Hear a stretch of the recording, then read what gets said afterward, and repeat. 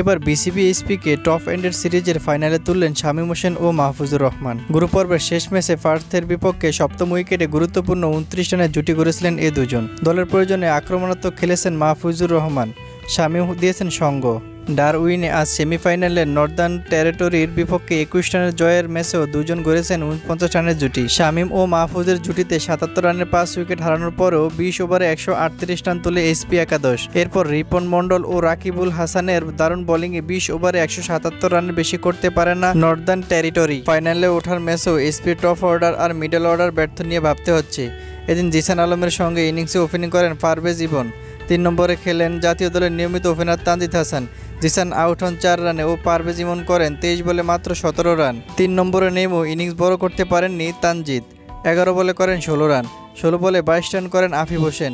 শেষ পর্যন্ত শামীমের 34 বলে অপরাজিত 41 রানের ইনিংসে বাংলাদেশকে পথ দেখিয়েছে। তাকে যোগ্য সঙ্গ দিয়েছেন 20 বলে 21 করা মাহফুজুর রহমান। 139 রানের লক্ষ্যে খেলতে নেমে নর্দার্ন টেরিটরি ও 2 ওপেনার 41 রানের জুটি করেন। তবে 2 ওপেনার আউট হওয়ার পর নিয়মিত বিরতিতে উইকেট হারাতে থাকে নর্দার্ন টেরিটরি। শেষ পর্যন্ত 9 উইকেটে 117 রানই থামতে হয় তাদের। 36 রানে 3 উইকেট নেন রিপন মন্ডল।